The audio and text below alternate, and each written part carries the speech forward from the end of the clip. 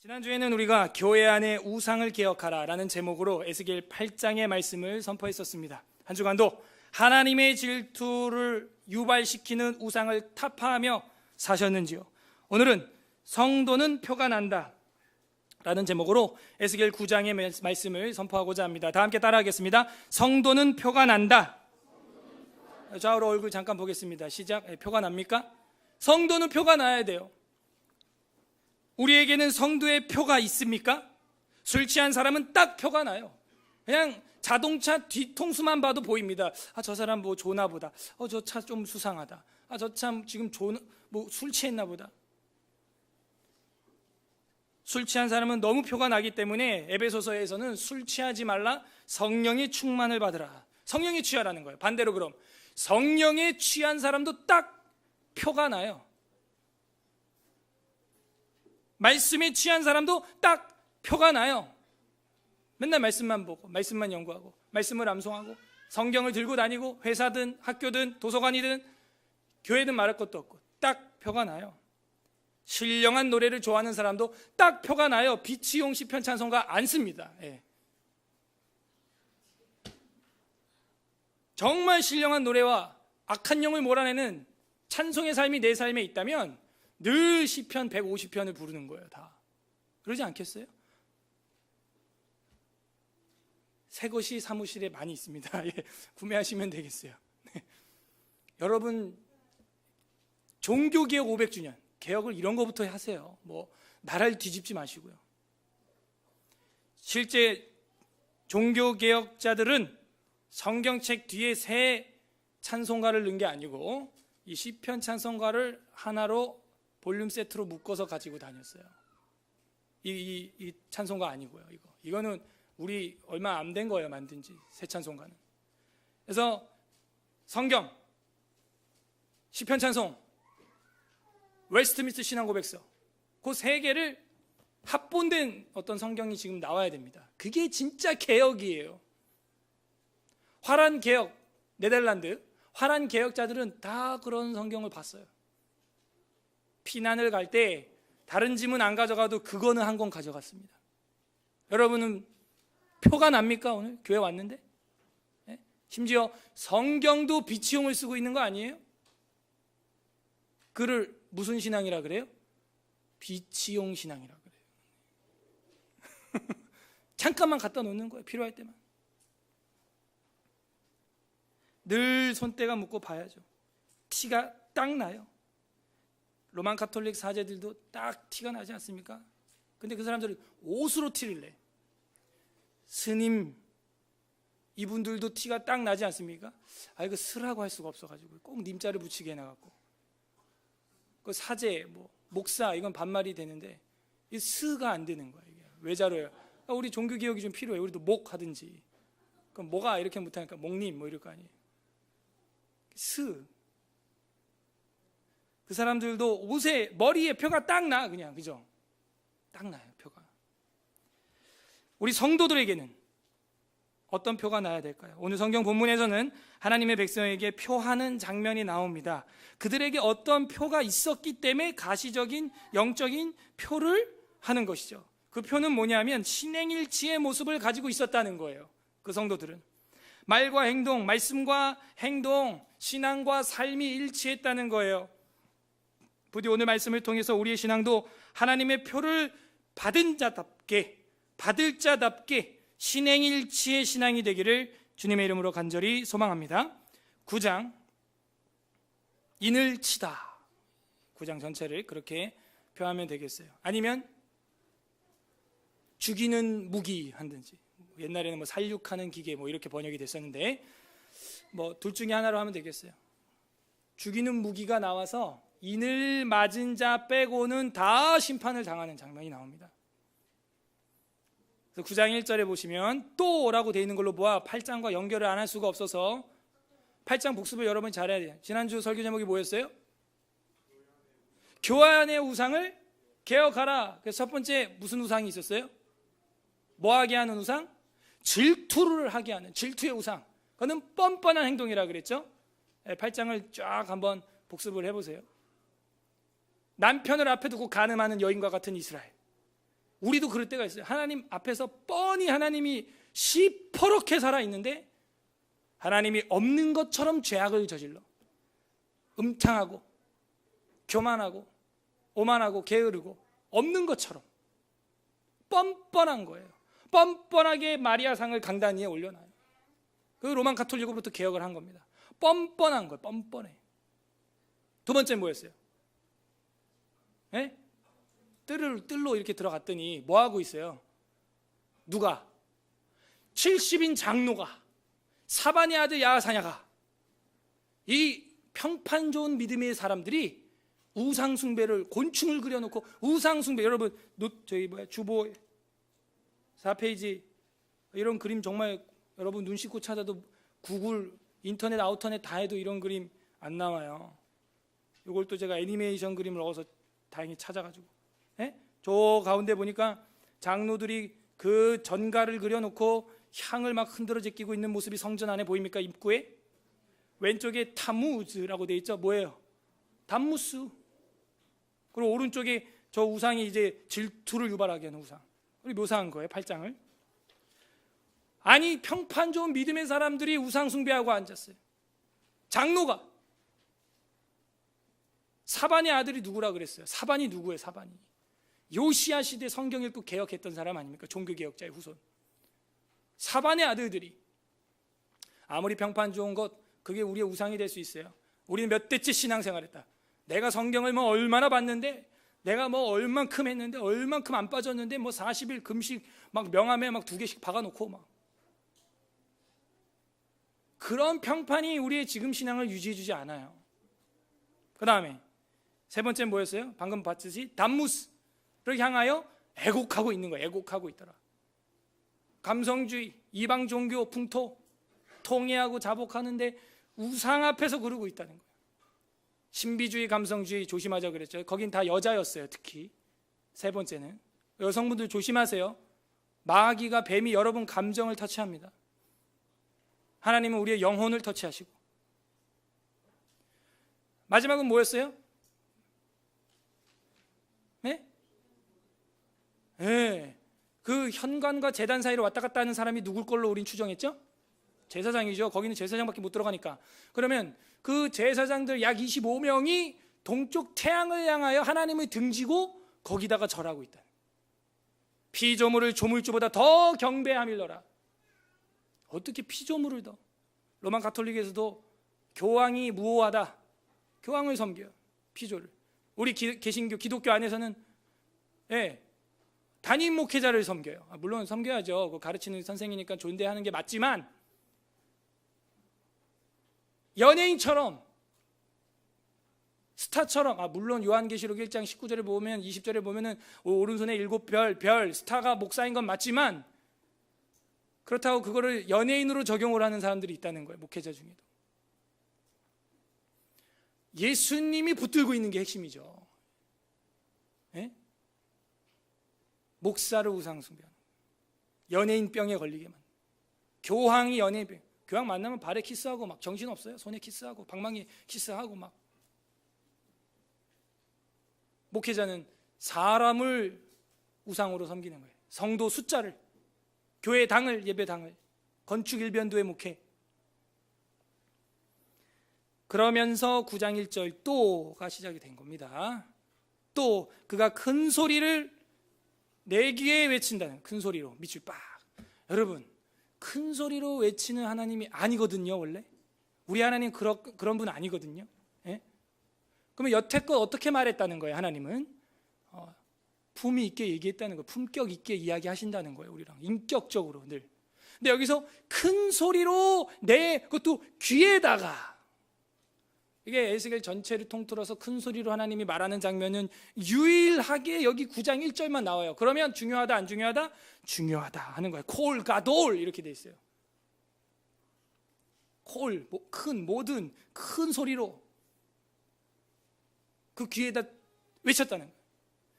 이거는요, 이 9장에 들어와서 에스겔이 이제는 이것만큼 하나님의 말씀을 엄중하게 들어야 함을 보여주고 있고, 하나님의 어미하신 심판 의지를 9장에서 지금 결론적으로 보여주고 있는 거예요. 그 우상 숭배하는 자들에게 결국 어떤 결과가 초래될 것이냐를 이 짧은 11절밖에 없는 이 9장에서 다 시작하고 끝맺습니다. 굉장히 중요해요. 짧은 장이지만 큰 소리로, 저도 설교하다가 좀 목소리가 커질 때 강조점이 있는 거죠. 외쳐 이르시되, 내 귀에 외쳐 이르시되. 교회도 귀가 있죠. 귀 있는 자는 성령이 교회들에게 하는 말을 들을지어다. 귀가 있으면 들어야 되는 거예요. 귀에 외쳐 이르시되, 이 성읍을 관할하는 자들이 각기 죽이는 무기를 손에 들고 나오게 하라. 관할하는 자들이 누구냐면 경비 아저씨가 아니고, 이 성읍을 관할한다 라고 할 때 시장님도 아니고, 이 정체에 대해서는 뒤에서 묘사하고 보여주는데 천사를 말하는 거예요. 관할한다 라는 말은 감독하고 돌본다 이런 뜻이에요. 이 성읍을 돌보고 관할하는 천사가 있는 것이죠. 이스라엘의 병거와 마병이 있는 것처럼 대한민국의 병거와 마병이 있는 거예요. 내 아버지여, 내 아버지여, 대한민국의 병거와 마병이요. 보이지 않는 그 불말과 불병거가 지금도 여전히 활동하고 있는 것입니다. 성읍을 관할하는 천사가 있어요. 그 천사, 관할하는 자들이, 그러니까 복수형이죠. 한 명이 아닌 거예요. 천사가 여럿이 있어요. 천사가 관할하는 자들이 각기 뭘 가지고 나와요? 죽이는 무기를 손에 들고 나오게 하는데, 이게 뭐 멋있어서 어우 죽이는 무기인데 어우 죽여줘 뭐 그 얘기가 아니고 진짜 살이 나는. 그래서 히브리어로 보게 되면 붕괴하는 도구 이렇게 돼 있어요. 파괴하는 도구를 가지고 나온다 이렇게 돼 있어요. 죽이는 무기를 손에 들고 나오게 하라 하시더라. 천사에게 죽이는 권세를 하나님이 위임하신 겁니다. 마치 아람 군대 18만 명이 넘는 군대를 하루아침에 영혼을 걷어가고 애굽의 장자들의 영혼을 쑥 하고 걷어가는 것처럼 그 권세를 지금 하나님이 이 타락한 예루살렘에 손을 뻗어서 천사들로 하여금 시행하기로 결심하셨다는 거예요. 죽이는 무기. 2절, 내가 보니 6사람, 자 사람이 아닙니다. 천사예요. 6사람이 북향한 윗문길로 왔다. 6이라고 하는 숫자는 굉장히 불완전한 숫자예요. 6이. 우리는 뭐 3, 그러니까 3대3 딱 좋은데요. 그게 아니고 이 6이라는 숫자는 성경에서 불완전한 숫자로 7보다 현격히 못한 숫자, 11이라는 숫자도 12보다 현격히 못한 숫자로 보여지요. 그리고 구약신약 다 그래요. 왜냐하면 이 7이라고 하는 말이 반복이라는 말이에요. 히브리어로 반복해서 계속해서 지속해서 7, 그런 의미를 어원이 갖고 있어요. 그러면 이거는 맹세를 말하거든요. 그러면 이거는 완전함을 말하는 거예요. 그래서 7은 완전수가 된 거예요. 그래서 그러면 6이라는 것은 빠진 것이죠. 부족한 것이죠. 그래서 짐승의 표도 777이 아니고 뭐예요? 666이 되는 거예요. 6. 그래서 6이라고 하는 것은 구약이나 신약이나 뭔가 불완전하고 하나님의 그 재판과 심판을 상징하는 그런 글입니다. 히브리어는 글씨가 숫자로 돼 있어요. 또 숫자로. 우린 가나다라가 숫자 값이 없죠. 근데 다 숫자 값이 있고, 그래서 숫자에 민감해요. 그래서 이 6사람이라고 하는 것은 굉장히 무서운 그림자예요. 6개만 보여도 무서운 거예요. 이미 그림 언어가. 이거는 촛대도 7촛대죠 6촛대가 아니란 말이죠. 불완전한 겁니다. 무서운 사람들이에요. 한마디로 6명은. 예, 여러분 꿈에 시커먼 옷 입은 사람 한 6명이 드러나거들랑 그거 좀 조심해야 될걸. 예, 아셨죠?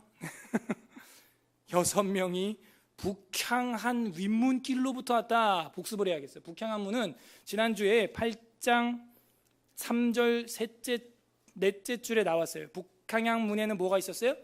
질투의 우상이 있었던 자리입니다. 그곳에 그 6명이 승 하고 등장을 한 거예요. 뭐예요?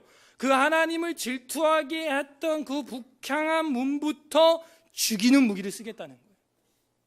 이게 이제 연결이 되죠. 8장과 9장이. 성경은 이렇게 연결해서 봐야 해석이 돼요. 한 곳만 보면 여러분 그냥 읽고 넘어갑니다. 그 하나님의 의지가 보여야 돼요. 북향양문에서 부터 나왔다. 길로부터 오는데 각 사람의 손에 죽이는 무기를 잡았고 사람이 아니라 천사입니다. 그 중에 한 사람은 가는 베옷을 입고 가는 베옷을 입고, 이 가는 베옷, 세마포 에봇, 이거 입은 분들이 대체로 천사예요.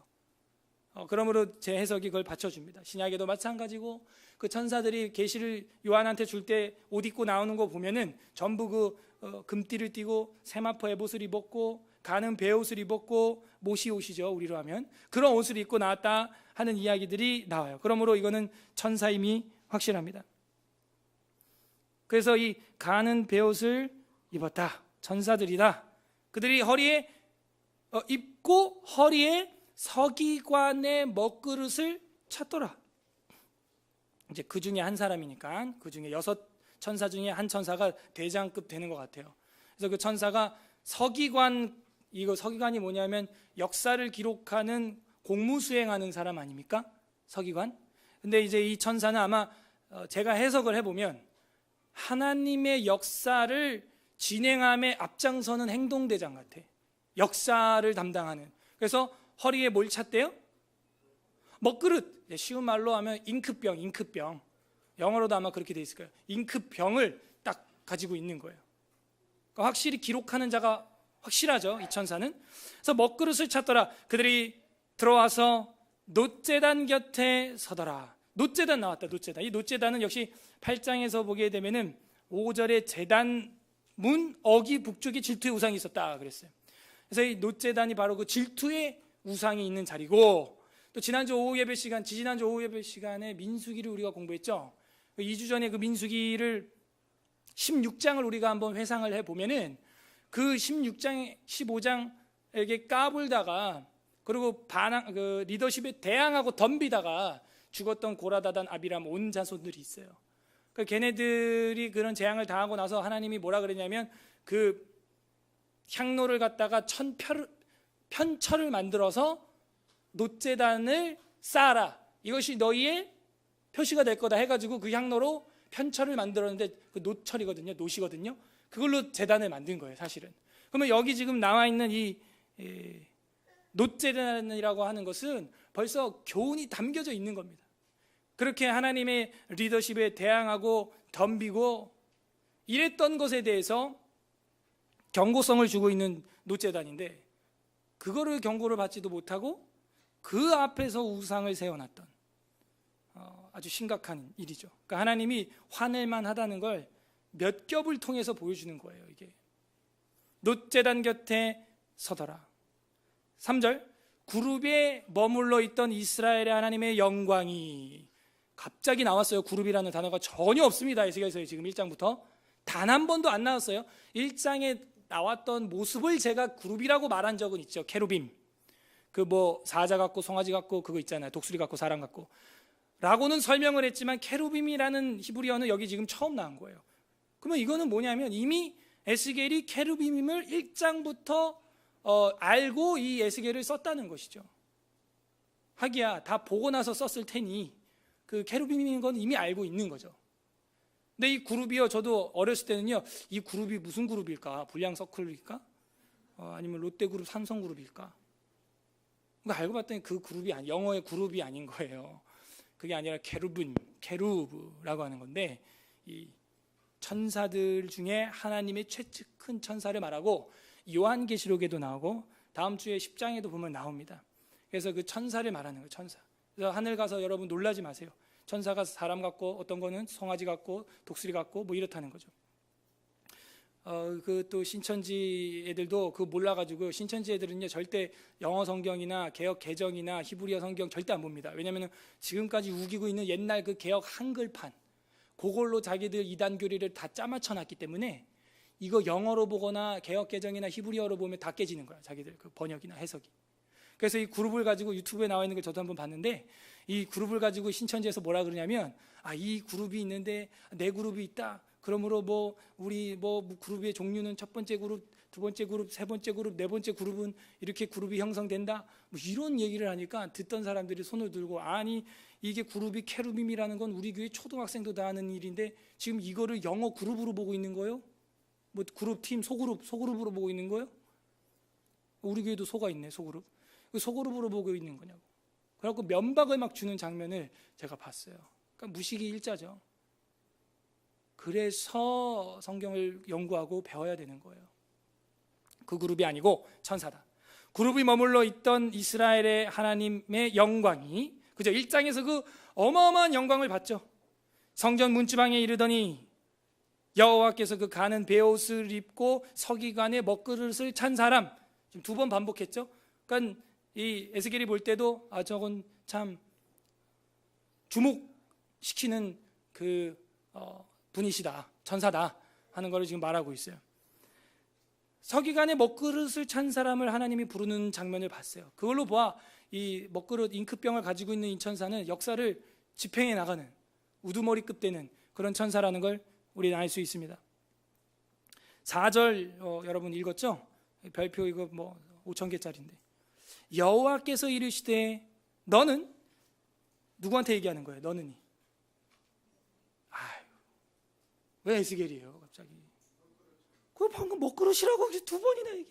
그래서 2번 얘기하는 거예요. 에스겔이 아니고 여호와께서 이르시되 너는 할 때는 먹그릇 찬 사람, 천사죠. 에스겔이 아니고. 예루살렘 성읍 중에 순행하며 그 가운데에서 행하는 모든 가증한 일. 자, 가증한 일 나왔다. 우리는 다 공부했어. 가증한 일, 무슨 일? 질투 일으키는 일인데, 가증한 일이라는 단어 뜻이 뭐라 그랬어요? 토에바.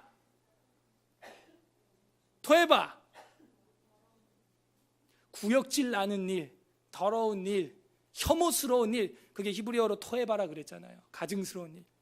그 모든 더러운, 역겨운, 혐오스러운, 가증스러운 일로 말미암아 뭐하는 자? 탄식하며 우는 자. 이 탄식하는 것은 한숨 쉬고 한탄하고 신음하는 거예요. 하나님 하면서 아버지 하면서 신음하는 거죠. 신음. 우는 자, 말 그대로 비탄하는 거고 통곡하는 거예요. 우는 자의 어디에 표를 그려라? 이마에 표를 그려라. 그러니까 우린 그려라, 막 이마에 막 그려 막 이렇게 그리는 것 같은데 그게 아니에요. 히브리어로 보면은 이마를 긁어라 이렇게 돼 있어요. 또 그러면 또 이제 긁어 막 긁어, 이게 아니고 긁죠. 우리 체크할 때 긁잖아요. 체킹할 때 체크해라. 이마에 그려라 하는 거예요. 즉 나라와 민족 가운데 자행돼서는 안 될 죄악들이 넘쳐나는 장면을 보고 비탄에 빠지고 신음하고 통회하는 자, 이 사람이 성도라는 거예요. 성도는 표가 나요. 이렇게 여러분은 한 주간 나라 민족을 위해서, 가정을 위해서 그런 마음으로 기도하는 시간이 있었습니까? 네? 애통해요? 비탄해요? 신음해요? 왜 안 하죠? 성도가 아닌 건 아니겠죠? 설마? 성도에게는 그런 비탄의 마음이 있어야 되는. 예? 기도의 자리에 나가야 돼요. 멀면은 여러분 동네 근처라도 교회 나가세요. 수요일날. 뭐 서울 이제 난 이제 포기했어. 우리 교회 수요 기도에 오라는 말 이제 안 할 거예요. 포기했어. 여러분 집에 있는, 집 앞에 있는 데라도 나가세요. 제발 나가세요. 탄식하며 우세요. 나라 민족을 보세요. 또 지난주에 그거 했잖아요. 시청 앞에서 또 가증스러운 일을 했잖아요. 구역질 나는 일을 하잖아요. 살찐 남자들이 실오라기 하나만 걸치고 나와가지고 그 퀴어 동성연애 축제를 하고 말이죠. 더러워. 이젠 매스컴에도 나와갖고 동성연애 하면 어떤 병이 걸리는지 동성연애자들이 말하므로 이젠 그게 또 아무렇지도 않은 것처럼 이야기. 그 홍석천 이런 사람 하루에 화장실을 15번 가요. 그 사람이 TV쇼에 나와서 직접 얘기한 거예요. 왜 가냐? 이 뒤에서 자꾸 똥이 새. 그래갖고 15번 간대. 15번. 적게 가면 5번. 자기가 얘기하는 거야. 그 대머리. 가증스러운 짓이에요. 더러운 짓이에요. 그걸 이제 매스컴 앞에 얘기하니까 애들이 다 보고 다 알아 이제. 그럼 이제 면역이 되는 거예요. 원래 그런 거구나. 그 늙으면 이제 힘이 없으니까 기저귀 차고 다니고 똥 싸가지고. 모든 가증한 일로 말미암아 여러분 탄식해야 돼요. 울어야 돼요. 비탄해야 돼요. 그런 사람을 이마에 표한다는 거예요. 하나님은. 에? 비탄해하지도 애통해하지도 않고 그냥 될 대로 되라 그냥 이러고 있는 사람은 성도라고 할 수도 없고, 이마에 표가 있는지 의심이 돼요. 이 이마라고 하는 것은요, 이마죠, 이마. 근데 이게 진짜 여기 이마냐? 그건 정확하지 않아요. 왜냐하면 신명기 6장에 보게 되면은 미간의 표하고 이런 말이 있어요. 미간에. 그죠? 미간은 솔직히 말하면 이마가 아니거든요. 미간은 눈과 눈 사이가 미간이죠. 눈과 눈 사이가 미간이고 이마는 거기서부터 약 3cm 위. 그러니까 제가 볼 때는 굳이 뭐 여기냐 여기냐를 막 구분하는 게 아니고요. 눈에 띈다는 거예요. 여러분, 우리 사람 몸이 제일 눈에 띄는 곳이 여기죠. 왜냐면 딱 보면은 그냥 얼굴을 제일 처음 보니까요. 그래서 눈에 띈다는 거예요. 마치 출애굽할 때 어린 양의 피를 문과 문 설주와 임방에 발라서 그 집의 눈에 띄게 하는 것처럼 이건 눈에 안 띌 수가 없다는 거예요. 믿는 자의 집은. 그리고 신명기 6장에 넘어와가지고 주님께서 신명기 그 쉐마 이야기를 하면서 뭐라 그래요? 너는 손목에 매어 기호를 삼고 내 미간에 붙여서 표를 해라. 내 미간에 붙여서 표를 해라. 신명기 6장 8절에 나오잖아요. 그건 뭐예요? 하나님을 믿는 티를 내라는 거예요. 그래서 여기 이마라고 하는 히브리어는요, 눈썹이라는 뜻도 있고 눈에 띄는 이라는 뜻도 있어요. 눈에 띄는. 뭐 눈에 띄네 과자도 있죠. 그래서 눈에 띄는 사람이에요. 누가 눈에 띄는 사람이에요? 가증한 일로 말미암아 탄식하고 우는 자가 하나님에게는 눈이 띈다고요. 눈에 띈다. 여러분, 하나님 앞에 눈에 띄게 살고 있습니까? 출애굽 당시 어린 양의 피를 문 앞에 발라서 눈에 띄는 것처럼 신명기에서 말한 우리 그죠? 손목에 매어 기호를 삼고 미간에 붙여 표를 삼으라 그랬는데 우리 미간에 붙이는 문화가 없어서 가슴에 붙였고 표를 삼으라는 거예요. 눈에 띄어야 된다는 거예요. 생물학적으로도 전두엽을 사용할 때 사고력과 논리와 생각이 돌아간다는 거 아니에요. 후두엽은 상만 받는 거 아닙니까? 멍 때리는 거예요. TV나 컴퓨터, 영화 그런 거 보면 알파파 빠져갖고 그냥 그 감정대로만 흘러가는 거예요. 재미있게 졸지도 않고. 근데 전두엽을 사용하면 미간이 찌그러지죠. 그래서 이러고 보죠. 생각을 하는 거예요. 자기가 생각을. 그래서 그랬는지 모르겠지만 하나님께서도 그 이마에 표를, 이거는요 하나님께서 찍어놨다는 강력한 표라는 거예요. 티가 난다는 것은. 우리는 성도의 표가 있습니까? 성도는 표가 나는 거예요. 이마에 표를 그리라 하시고 이 5절에 그들에 대하여 내 귀에 이르시되 또 귀에다가 너희는 그를 따라 성읍 중에 다니며 불쌍히 여기지 말며 긍휼을 베풀지 말고 쳐라. 이런 것만 보면 우리가 놀래죠. 아우 하나님 무섭다. 근데 그게 아니잖아요. 지금 우리가 1장부터 봐왔잖아요. 그죠?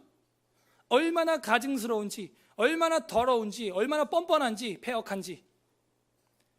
하나님이 용서 안 해줬던 것도 아니잖아요. 그죠? 심지어 지금 포로까지 잡혀와 있는 상태인데 반성의 기미는 안 보이고 말이에요. 70인 장로가 앞장서서 죄악을 저지르고 있다 말이죠. 때가 된 거예요. 회초리 맞을 때가 된 거예요. 불쌍히 여기지 아니하며 긍휼을 베푸지 말고 쳐라. 6절. 다 함께 6절 읽어보겠습니다. 시작. 늙은 자와 젊은 자와 처녀와 어린이와 여자를 다 죽이되 이마에 표 있는 자에게는 가까이 하지 말라. 내 성소에서 시작할지니라 하심에 그들이 성전 앞에 있는 늙은 자들로부터 시작하다.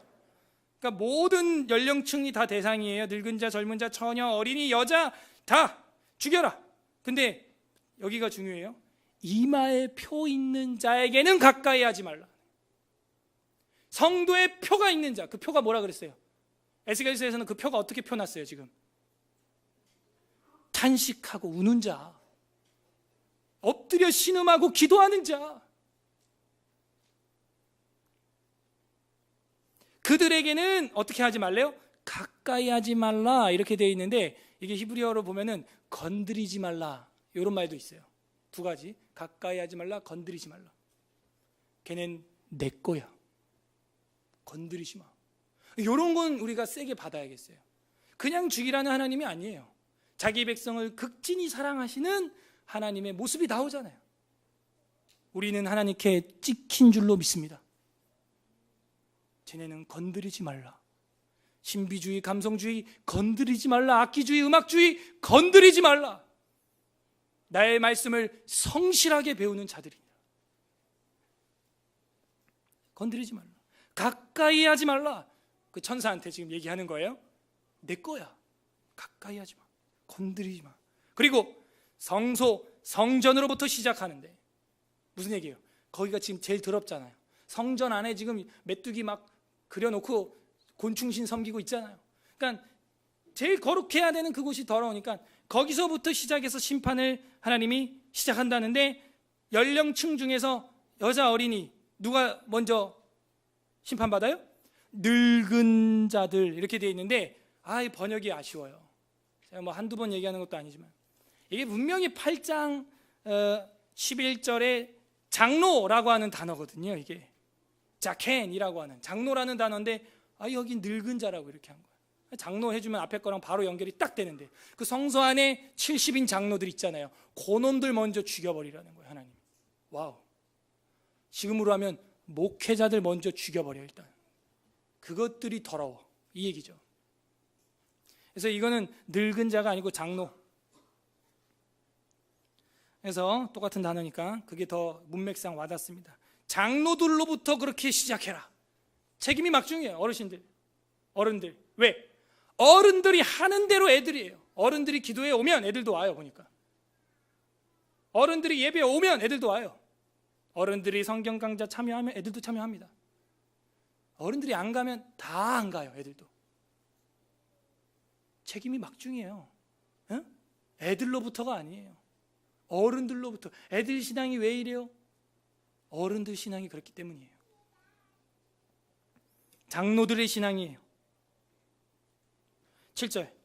그가 또 그들에게 이르시되 너희는 성전을 더럽혀 시체로 모든 뜰에 채워버려라. 어차피 더러우니까 성소고 성전이고, 원래 시체는 진영 밖으로 이제 내야 되는데 뭐 똥이고 시체고 뭐, 지금 하나님은 이미 더러워 너네는. 그러니까 그 교회 성전에 시체로 그냥 더럽게 가득 채워버려. 이 더럽다라는 말이 우리가 레위기에서 그렇게 열심히 공부했던 타메라고 하는, 부정하다, 더러운 것이라는 거죠. 채우라. 너희는 나가라 하심에, 이제 너희는 그 천사 6명이죠. 나가라 하심에 그들이 나가서 성읍 중에서 치더라. 이 치더라라는 말도 히브리어는 이제 나가 이렇게 돼 있는데, 파괴하라, 죽여라 하는 거예요. 그래서 파괴가 일어나는 거예요. 그러니까 우리가 어떤 국가가 흥망성쇠하는 걸 볼 때 그냥 물리적으로 늘 전쟁사적으로만 계산하지 마시고 영적으로도 해석을 좀 해볼 줄 알아야 한다는 거예요. 그러므로 이 70인 장로가 죽어나가고 예루살렘이 황폐하게 되는 그런 역사가 실제 있었다는 거예요. 8절. 그들이 칠 때 내가 홀로 있었는지라. 내가는 누구예요? 에스겔이죠. 그러니까 이게 시점을 잘 봐야 돼요. 천사의 시점, 하나님의 시점, 에스겔의 시점이 지금 막 움직이고 있기 때문에. 그래서 내가 홀로 있었는지라 엎드려 부르짖어 이르되, 이건 진짜 cry out이에요. 뭐 아버지, 뒤에 나오죠. 부르짖어 이르되 아하 주 여호와여, 예루살렘을 향하여 분노를 쏟으시오니 이스라엘의 남은 자를 모두 멸하시려 하시나이까. 질문이에요. 지금 모두 멸하는 것 같이 보여. 지금 막 얼마나 죽어나가는지, 막 목사님, 장로님 뭐 할 거 없이 그냥 대제사장, 제사장 뭐 막 죽어나가는데 이러다 다 죽는 것 같이 보이는 거예요. 에스겔이 바보가 아니죠. 분명 위에서 누구는 건드리지 말라 그랬어요. 인친자는 건드리지 말라고 했는데, 알아요. 에스겔도 들었어요 방금. 근데 얼마나 끔찍하게 죽어나가는지 다 죽을 것처럼 죽인다는 거예요, 하나님. 그 공포심을 우리가 이해할 수 있겠어요?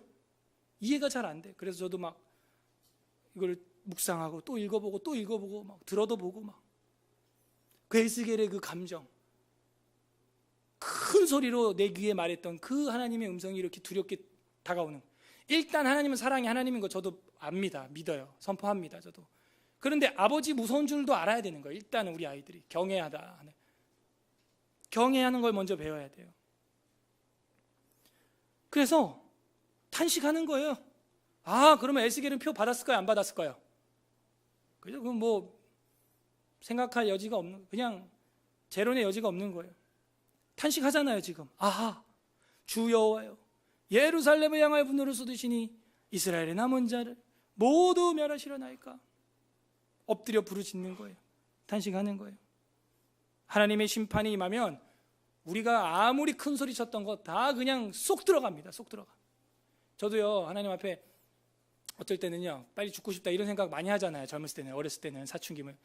그래갖고 산청 갔다 오다가도 2006년 8월 5일 날, 이제 또 다다음 주가 이제 8월 5일인데 요때만 되면은 아무튼 마음이 그냥 좀 막 그래요. 그리고 그때 뭐 안 좋은 일 있고 뭐 여자친구랑 헤어지고 뭐 그러고 올라오다가 버스 안에서 그냥 사고나 팍 나서 죽었으면 좋겠다. 그럼 한 번에 천국 갈 텐데. 그렇게 생각했어요. 천국 갔으면 좋겠다. 근데 진짜 사고가 났잖아. 사고가 나가지고 조용한데 물에서 나온 것처럼 파 하고 나왔어요. 제가 그랬더니 조용한데 옆에 있던 분들 다 없어졌고 그 자리에서 7분 돌아가시고, 그때 첫 마디가 제가 뭐냐면, 그때 저도 모르게 주님 주님 막 혼자 이러는 거야.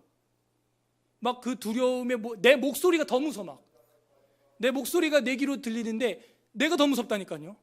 막 그 공포심에 잠긴 제 목소리, 사망의 그림자가 막 옆에 지나가서 주님 막 이런. 그리고 제 119에 제가 먼저 막 피 묻은 그 핸드폰으로 전화하고 막, 그 뒤로는요, 하나님 나 빨리 데려가세요 그런 기도 한 번도 안 합니다. 오래오래 살고 싶어요. 여러분 저 오래 살도록, 100세 살도록 기도해 주세요. 전 정말 오래 살고 싶어요. 새로워졌어요. 그러니까 그 공포를 보지 않으니까 그런 소리 하는 거예요. 철없는 소리를. 그 에스겔이 지금 맞닥뜨린 이 공포가 얼마나 강력한지, 인을 쳤음에도 불구하고 다 죽을 것 같다는 거죠. 그러니까 우리가 하나님보다 강한 자가 아니라면 주를 노엽게 해서는 절대 안 됩니다. 인생이 끝나는 수가 있어요. 이런 단어가 11장 13절에도 나옵니다. 11장 13절에 신실한 사람도, 신실해 보이던 사람도 죽어나가니까 봐봐요. 11장 13절에 이에 내가 예언할 때 브나야의 아들 블라디아가 죽기로 내가 엎드려 큰 소리로 부르짖어 이르되 오라 주 여호와여, 이스라엘의 남은 자를 다 멸절하고자 하시나이까. 이 브나야 하는 것은 그 요압 같은 거지 같은 놈 밀어내고 이제 멋진 그 군대 장관 같은 그런 사람 아닙니까? 그래서 그런 믿음의 가문의 후손도 이렇게 죽어나가는 걸 볼 때 에스겔이 너무 큰 공포심에 들어가는 거예요. 비유가 적절할지는 모르겠지만 우리가 그렇게 존경하고 사랑하는, 말도 안 되는 얘기인데, 어떠한 목사님이 불신자로 하느님 앞에 낙인받아 죽어나갔다. 그게 확인됐다. 그럼 우리 얼마나 공포심이 들겠어요. 그럼 우리는 어떨까? 우리의 신앙은 어떻게 되는 거야? 그럼 다 죽을 거 아니야. 그럼. 그래서 이 9절에 보게 되면은 그 파괴의 원인이 나옵니다. 심판의 원인이 9절에 나와요. 우리 9절 다 함께 읽어보겠습니다. 시작. 그가 내게 이르시되 이스라엘과 유다 족속의 죄악이 심히 중하여 그 땅에 피가 가득하며 그 성읍에 불법이 찼나니 이는 그들이 이르기를 여호와께서 이 땅을 버리셨으며 여호와께서 보지 아니하신다 함이라. 이게 굉장히 중요한데, 그 땅에 피가 가득하고 불법이 넘쳐난다는 거예요. 그런데 왜 그러냐? 여호와께서 이 땅을 버렸고 우리를 안 본다, 이런 말을 한다는 겁니다. 하나님이 어디 있어? 하나님 없는 것 같아. 지금 이렇게 일어나는 거 보니까 하나님 없구만. 뭐 요런 말 하는 사람들 정말 무서운 줄 알아야 돼요. 하나님 우리를 버렸어. 이 땅을 버리셨으며 여호와께서 보지 아니하신다. 그러니까 여호와가 안 보니까 막 사는 거야. 예배고 뭐 법이고 뭐 다 그냥 깨버려. 하나님이 없는 사람이니까. 그러므로 성도에게 표가 나는데요, 애통하는 표도 있겠지만요, 여기 뭘 보여주냐면 상식선을 지켜나간다는 거예요. 윤리와 도덕과 진리를 지켜나간다는 거예요. 그죠? 그리고 뭐예요? 하나님이 보신다라는 거예요. 코람데오, 하나님 앞에서 살아간다는 거예요. 막 사는 게 아니에요. 하나님이 날 보고 있다. 하나님이 살아계신다. 하나님이 보호하사 우리나라 만세, 무궁화 삼천리 화려강산, 하나님이 보신다. 이게 성도예요. 지금도 하나님이 여러분과 저를 보고 계십니다. 이렇게 고백하는 사람들이 하나님의 사람이고 피와 불법을 저지르지 않을 확률이 큰 것이죠. 근데 이 예루살렘은 이게 없었다는 거예요. 심판이 자행됐다는 거예요. 예. 그래서 이런 죄악에 빠져 있는 하나님이 안중에 없는 사람들, 하나님이 안중에 없는 사람들에게 임한 지금 엄청난 공포의 심판이었다는 거죠. 하나님에 대한 원망과 무의식은 이런 비참한 결과를 가져오게 되었습니다. 10절, 그러므로 내가 그들을 불쌍히 여기지 아니하며 긍휼을 베풀지 아니하고 그들의 뭐대로? 행위대로, 신행일치가 안 된 거예요. 행위대로 그들의 머리에 갚으리라 하시더라. 우리 하나님은 행한 대로 갚아주시는 분이에요. 복받을 사람은 복받을 짓을 하고 벌받을 사람은 벌받을 짓을 한다는 것이죠. 마지막 절 다 함께 읽겠습니다. 시작. 보라, 가는 베옷을 입고 허리에 먹그릇을 찬 사람이 복명하여 이르되 주께서 내게 명령하신 대로 내가 준행하였나이다 하더라. 보라 하는 것은요, 그 수요 예배 때도 했지만은 이사야서에 보면 처녀가 잉태하여 아들을 낳을 것이 그 이름을 임마누엘이라 하라 할 때 보라 이 말이 나와요. 거기 앞에 보라, 처녀가 잉태하여 아들을, 그 보라인데 이 보라라는 것은 우리처럼 봐라 봐라 이 봐라 이런 정도가 아니에요. 감탄사예요. 이거는 감탄사. 주목, 이 얘기입니다. 주목하라. 아니면은 감탄사로 그냥 하면 그때 이거예요. 그때 하면 사람들이 따단 하고 딱 주목을 하게 되죠. 그래서 이 감탄사입니다. 보라 하는 것은 주목하라. 그때 가는 베옷을 입고 허리에 먹그릇을 찬 사람, 이게 누구예요? 천사죠. 그래서 계속 이런 부사가 붙는 거예요. 그냥 어떤 사람이, 뭐 이스라엘 사람이 이렇게 말 안 하고 계속해서 가는 베옷을 입고 허리에 먹그릇을 찬 사람 몇 번을 반복하는 이유가 이 평소에 보던 사람이 아니라는 것이죠. 그 사람이 뭘 했대요? 복명하여 가로되, 완전 군인이야. 완전 행동대장이라니까요. 지금 복명하는 거예요.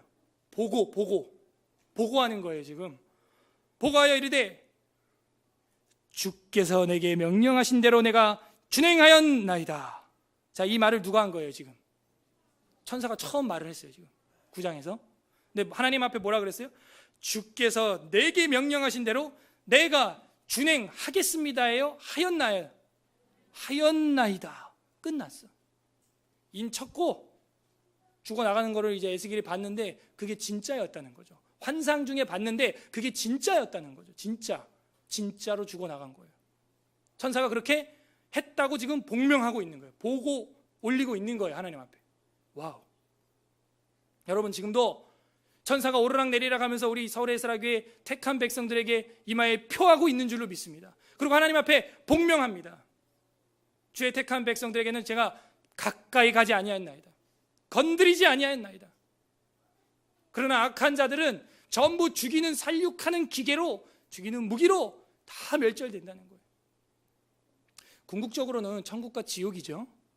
그죠? 우리한테는 신약에 가면 그대로 그게 반영돼요. 정리해 보겠습니다. 이마에 표를 받은 자, 그들이 누굽니까? 성도들이라는 거예요. 첫 번째, 이마에 표 받은 자의 특징이 뭐였어요? 성도는 표가 난다 그랬는데 어떤 표가 나요? 가증한 일로 인해 탄식한다 하는 걸 우리가 4절에서 봤어요. 두 번째 정리를 해보면 이마에 표를 받은 자 성도는 어떤 티가 나요? 하나님 앞에서 하나님을 안중에 두고 행동한다는 거예요. 하나님 앞에서 코람데오, 하나님 앞에서 행동해요. 다 함께 따라하겠습니다. 하나님 앞에서. 그렇게 살아가는 사람들이 성도의 표가 있는 사람들이에요. 물 한 잔에도 묵도하고 느헤미야처럼 늘 묵도하고 행동하고. 그 다음 세 번째로는 10절에서 우리가 본 대로 하나님 백성들은 어떤 표가 나냐? 행위대로 표가 난다는 거예요. 행위 완전하여.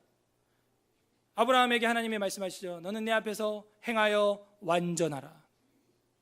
그 행동을 보면 알아요. 행위를 보면. 그래서 성도에게는 이런 표가 난다는 것을 우리가 9장에서 봤습니다. 관련 구절 신약성경 좀 보겠습니다. 마태복음 5장 4절. 신약성경 정리하고 마치겠습니다. 마태복음 5장 4절.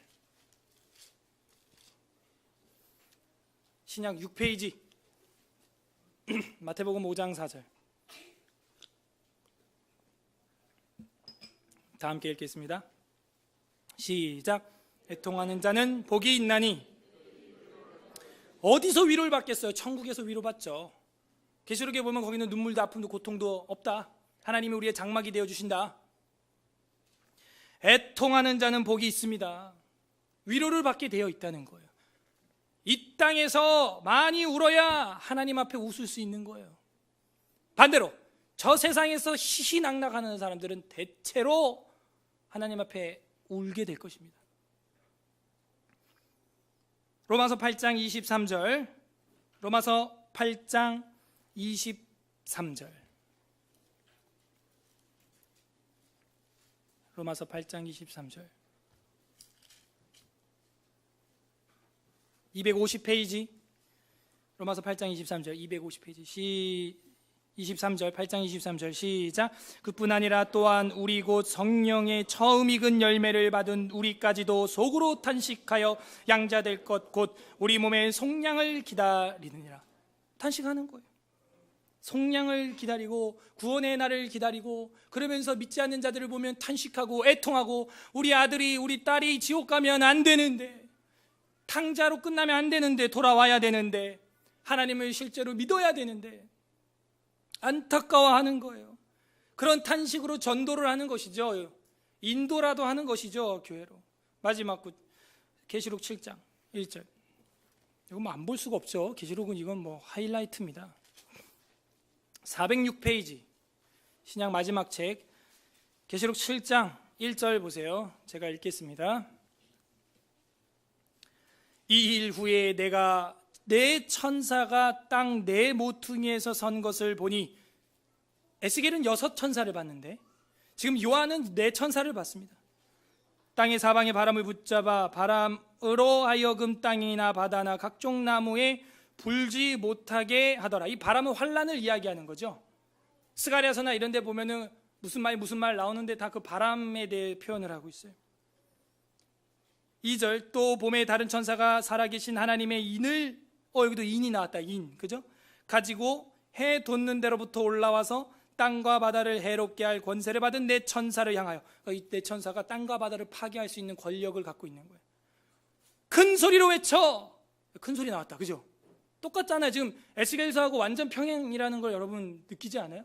큰 소리로 내 귀에 말하던 그 에스겔서 9장 1절이랑 똑같죠? 큰 소리로 외쳐 이르되 우리가 우리 하나님의 종들의 이마에 인치기까지, 누구한테 인을 쳐요?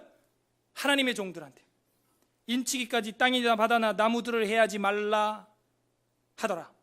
내가 인침을 받은 자들의 수를 들으니 이스라엘 자손의 각 지파 중에서 인침을 받은 자들이 14만 4천이니, 유다 지파 중에서 인침을 받은 자가 1만 2천이요 르우벤, 갓, 아셀, 납달리, 시므온, 넘어가요.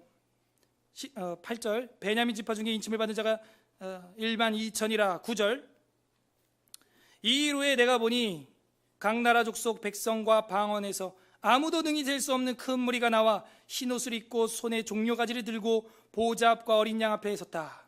자, 이렇게 정리를 해보면 4절에 나온 14만 4천은 이스라엘 자손 중에 각 지파라 그랬으니까 유대인이라고 우리가 해석을 할 수 있겠고, 9절에 나온 것은 아무도 능히 셀 수 없는 큰 무리가 각 나라와 족속과 백성과 방언이니까 이방인들 중에서 구원받은 자들이다, 이렇게 볼 수 있을 겁니다. 근데 이제 어려운 것은 이 7장 4절에 나오는 14만 4천이 이 뒤에도 계속 나온다는, 계속 여기만 나오고 없어지는 게 아니에요. 뒤에도 계속 거론돼요. 그 14만 4천이 또 뭐하고 계속 나와요. 계속 고정적으로. 그래서 계시록이 어려운 거죠. 어쨌든 인 맞았는데 그 사람들의 노래를 들어봐요. 10절에 큰 소리로 외쳐 이르되 구원하심이 보좌에 앉으신 우리 하나님과 어린 양에게 있도다 하니, 모든 천사가 보좌와 장로들과 네 생물 나왔다.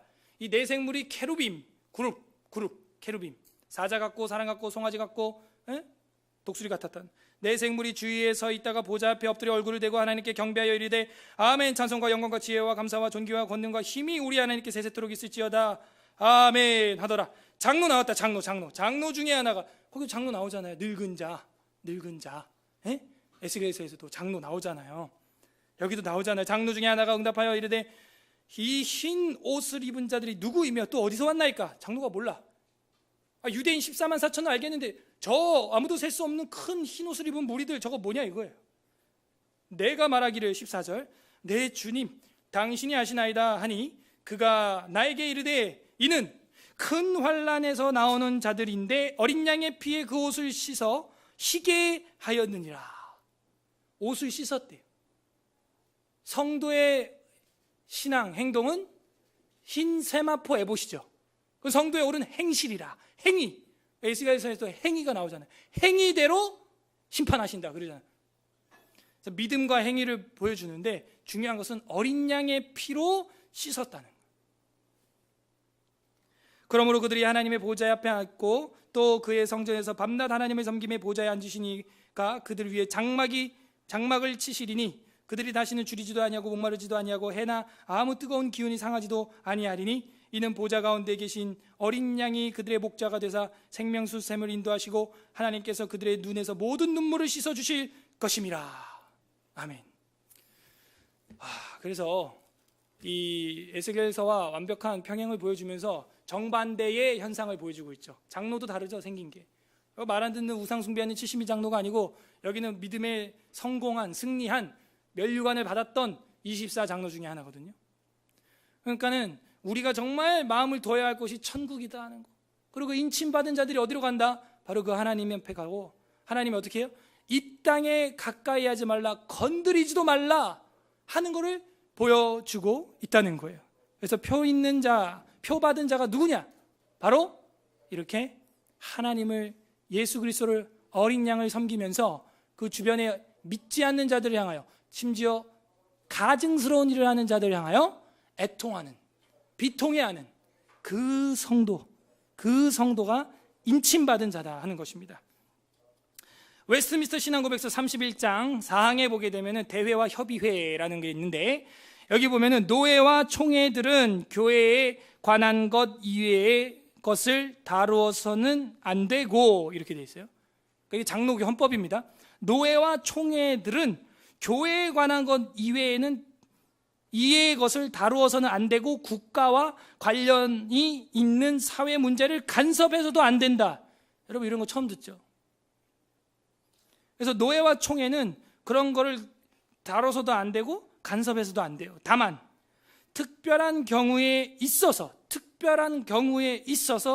겸허하게 청원하는 형식을 취하거나 또는 위정자의 요구가 있는 경우 양심껏 충고하는 방식을 위할 수 있다. 위정자가 요구하는 경우, 뭐 조찬기도에 초청했다든지 그럴 때 쓴소리 하라는 거예요.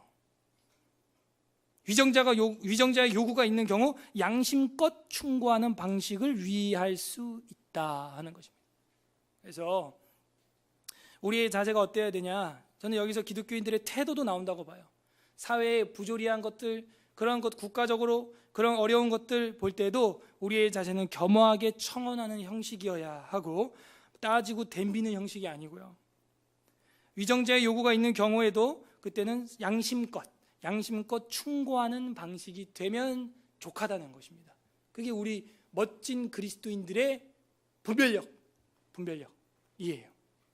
오늘 에스겔서에 어떤 하나님 마음이 보입니까? 우리를 찍어놓고 싶은 하나님의 사랑이에요. 건드리지 못하게 내 거야 하는 거죠. 역시 그 하나님의 마음이 보이는 거예요. 성도에게 표를 하는 그 하나님의 마음, 우리 삶에 적용을 해볼까요? 교회와 국가와 가정과 특별히 개인 신앙을 위하여 우리는 표를 내야 돼요.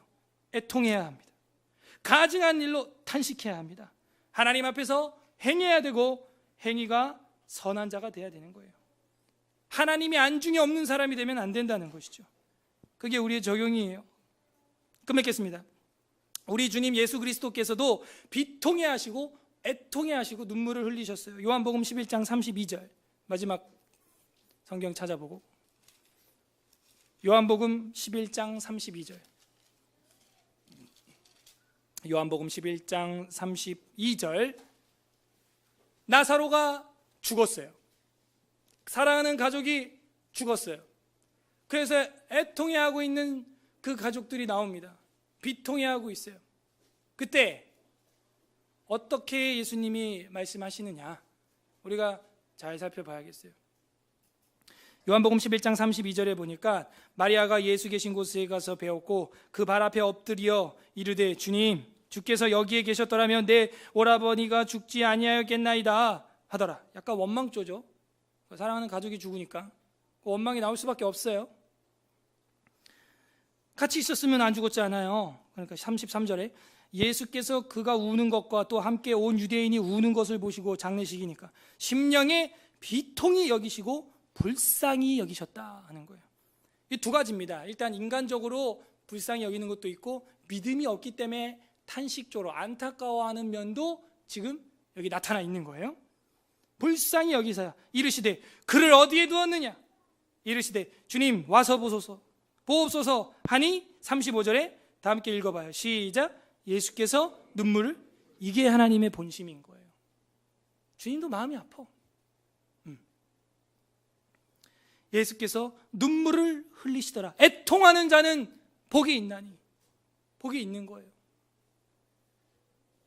그래서 살렸는데 전승에 의하면 나사로는 그 뒤로 웃고 살지 않았대요.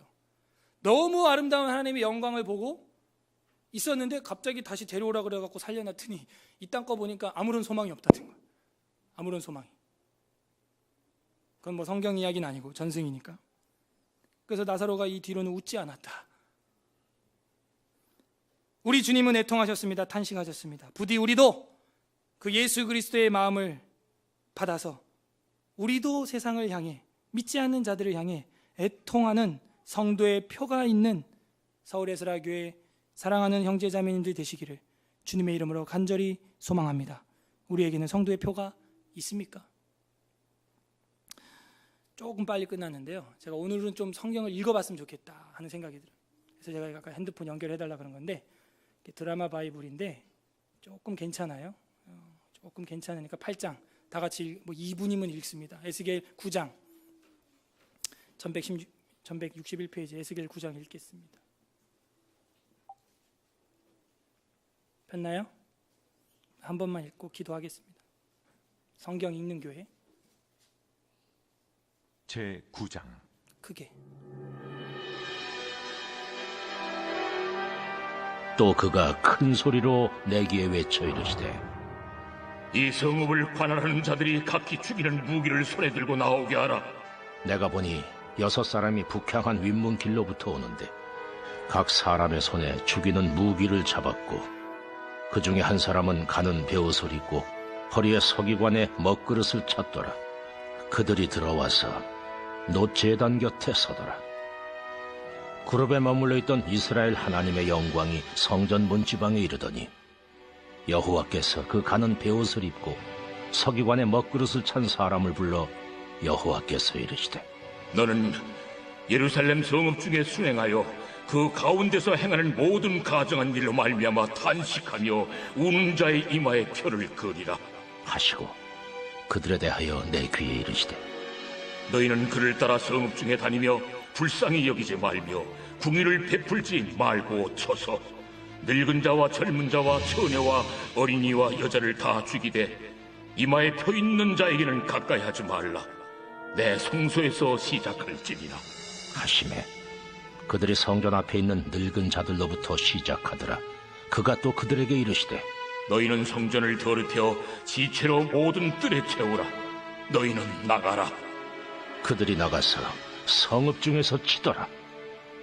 그들이 칠 때에 내가 홀로 있었는지라 엎드려 부르짖어 이르되 아하 주 여호와여, 예루살렘을 향하여 분노를 쏟으시오니 이스라엘의 남은 자를 모두 멸하려 하시나이까. 그가 내게 이르시되 이스라엘과 유다 족속의 죄악이 심히 중하여 그 땅에 피가 가득하며 그 성읍에 불법이 찼나니 이는 그들이 이르기를 여호와께서 이 땅을 버리셨으며 여호와께서 보지 아니하신다 함이라. 그러므로 내가 그들을 불쌍히 여기지 아니하며 궁유를 베풀지 아니하고 그들의 행위대로 그들의 머리에 갚으리라.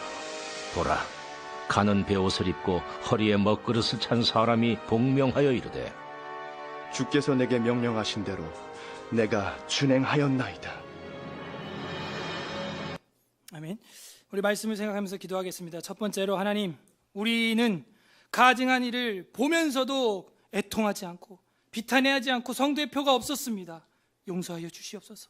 저희들에게 성도의 그 마음, 모든 가증한 일을 보고 탄식하고 우는 마음, 그런 마음 주님 없었음 이 시간 자백합니다. 회개하는 기도 올려드렸으면 좋겠고, 두 번째로는 하나님 앞에서 이제는 행하게 하여 주시고, 하나님을 안중에 없는 자처럼 살지 않게 하시고, 무슨 행동을 하든 말을 하든 하나님 앞에서 행동하게 하여 주시옵소서.